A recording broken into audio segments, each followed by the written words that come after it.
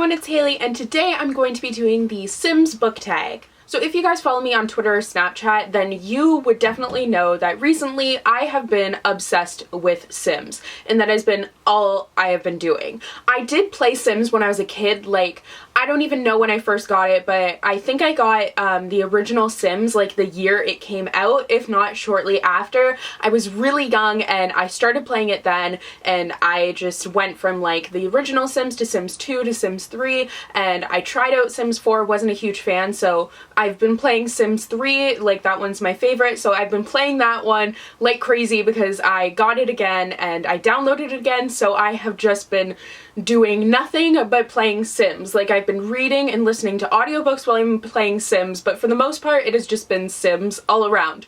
So it has been ridiculous. So I was thinking, how can I combine Sims and books? Because I know a lot of you guys also really like Sims. It seems to be that book lovers also like Sims for the most part, which I don't know what the correlation is there, but hey, I'm on board with it. So I was thinking, what could I do? And I came up with this book tag that has different things that if you play The Sims you would be very familiar with, and just associating them with different books. So I'm not sure if there is already a Sims book tag out there. I did do some searching and I didn't see anything. If there is, I'm sorry, but I did look for it. So yeah, this one is just going to be like different things that have to do with The Sims that you can associate with books. I was also thinking of doing like a Sims expansion packs one where basically for The Sims 3, since that's the one that I play, I would go through like each expansion pack and talk about a book that reminds me of it. So if you guys would like that, then let me know. I'll do 2 Sims tags, whatever. So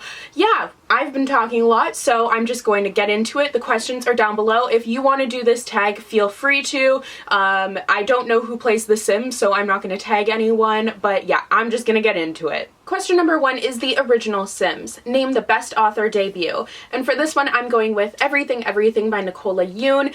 This is obviously Nicola Yoon's first book. It came out last year, and she has another book coming out this year that I'm so excited for because this book was just so well written and so well done. I did have a few issues with the ending, but overall the story was great. It was super unique, and it really kept me going. Like, I really just wanted to read this book. It was a really quick read, and overall I really loved it. So I cannot wait for everything else that she is going to write. Next is the Grim Reaper, because in Sims, killing Sims just seems to be a thing that you do. Like, I remember from the very beginning when I discovered that you could kill them, like, I became just this like sadistic person that would like put them in the pool and then like put walls around the pool so then they would drown, or like I would make them starve, like I would make them put them in a room of fire. Like, I was just savage, and death was a thing that happened. So it's very common in Sims. So for this one, you are going to talk about the saddest character death. And obviously this is going to be a spoiler, so I'm going to be talking about a death from Crown of Midnight by Sarah J. Maas. So if you haven't read this book, then I'm going to put the little green thingy that goes over their heads. Doppelhumber Plumb Bob. I'm gonna put a plumb bob in the corner down here, so then when that like disappears, then mute it, basically mute it until that disappears, because I'm gonna be talking about things that are spoilery. So if you haven't read this book yet, then mute it starting now. Okay, so the saddest character death, I think, from Crown of Midnight is I can't say her name, Nehemia, I think, but I just found that death to be so heartbreaking because I really loved her character, and I loved seeing Selena having a friend who was a girl and seeing her interact with other girls and having that strong female friendship, and I just felt so bad for Selena when Nehemia died. Like, it just absolutely broke my heart. So there are plenty of character deaths that I could talk about that I think are heartbreaking, but Nehemia is just, it holds a special place in my heart. Oh, so sad. Next is when Sims, like, there's something in their way and they just cannot figure out how to get around it, and they have that little thought bubble that comes up with the little like question marks and like, where am I supposed to go, because this is in my way, I can't just slip past it because Sims are stupid. So for this one, you're going to talk about a character who got in the way, and I'm going to talk about in The Raven King by Maggie Stiefvater, the conclusion to the Raven Cycle Quartet. Henry got in the way. He just was introduced. I really liked his character, but he was introduced too late and he just became kind of intrusive on the whole entire thing because the characters are such a tight-knit group that having him in there just felt wrong, and I just really did not like it. I wish he had been introduced sooner because then I would have been totally on board with it because I did really like his character. So just having him introduced so late and be a part of something that had been going on for a really long time just did not sit well with me. So he definitely intruded. So next is Simlish, which if you don't know, which I'm assuming you do because you're still watching this video, is the language that Sims speak. So it's not English, it's Simlish, and it's like, they say like, yepsy, bonica too, like things like that when things are in their way. It's just how they communicate. So you know I've been playing it for too long when I actually know some of the phrases that they say. Like, that is so sad, but it's funny because in the game they'll have like popular songs and they'll have the artists do like Simlish versions of them. Google it, I'm sure you'll be able to find it, but super funny. I really enjoy putting on the music because then I can listen to them like in Simlish, and I think it's really funny. But for this one, you're going to talk about a book that has fantastic writing, and I'm going with The Strange and Beautiful Sorrows of Lavender by Leslie Walton. I just absolutely adore the writing of this book. I think it is fabulous, and I really want Leslie Walton to write more so then I can read it and it'll just be so amazing. It's just so whimsical, and the only way you can describe it is that it feels like the story is just like intricately woven, like she's a spider weaving this web. Like, it's absolutely amazing. I adore the writing for this book, and I can't wait for her to write more because it's just gonna be so good. I know it. I don't care what it is. It's gonna be amazing. Next is expansion packs. Name a series where the books just keep on getting better. And for this one, I'm going with the Shatter Me trilogy by Tahereh Mafi. Specifically, Ignite Me, I think, is just the best book in the trilogy by far. Not that the other two were bad, but this one was just so fantastic. Love the writing. I just think that the character development was so on point, and I just loved where this last book went. And seriously though, every time that I look at Ignite Me, I think of Whitney, so thank you, Whitney. I know that that is what you wanted to do. I can't help it, but yeah, it's a great book. It's fabulous.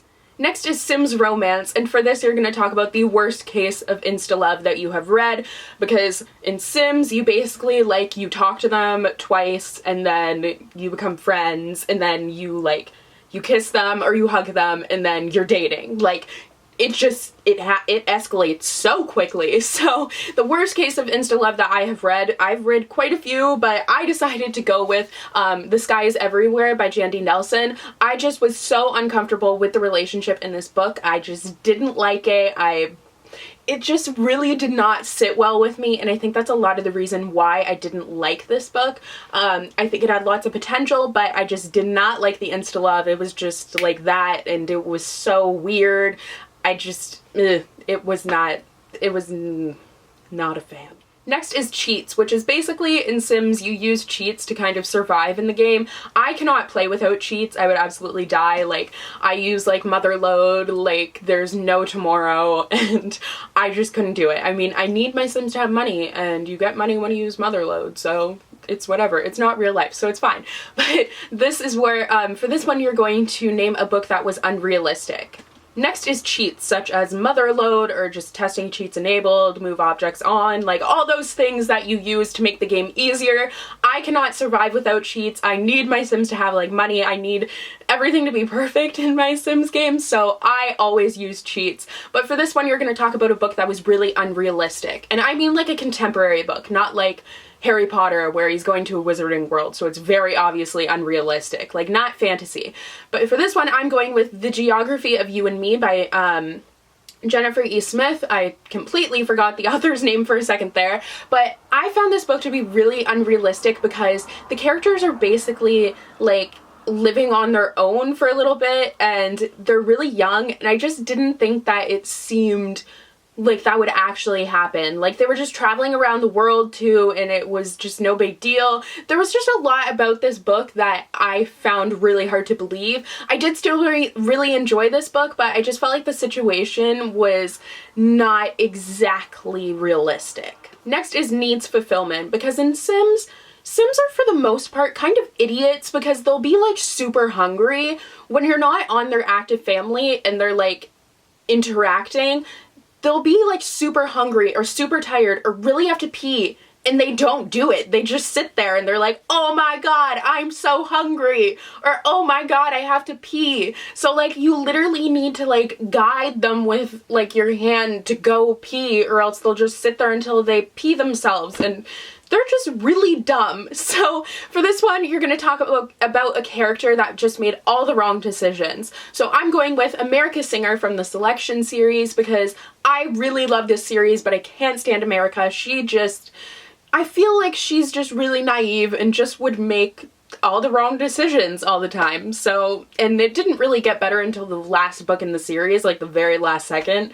It took a really long time for her to learn, and it just, yeah, she made really dumb decisions that just pissed me off. Next is error code 12, or basically any time that your game crashes and you lose everything from it, which is the most annoying thing. I have been struggling so much lately with error code 12. It has just been coming up like every other time I try to save, and I can't do anything to fix it. So frustrating, but that's a whole other story. So for this one, you're going to talk about a series that started off amazing, but in the end, it just really went downhill. So I'm going to talk about Splintered by A.G. Howard. I really loved Splintered. I thought it was such a fabulous book, but then I read Unhinged and Ensnared, and I felt really disappointed with them. I do have reviews for them, so I'll link it down below, as well as any of the other books that I've talked about in this video that I've reviewed. They'll be linked down below. But I just felt like the series became just so focused on the romance rather than the retelling, and it just really disappointed me. Like, people were telling me that Unhinged wasn't that great, but Ensnared makes up for it, but I didn't feel that way at all, so this series just kind of let me down in the end.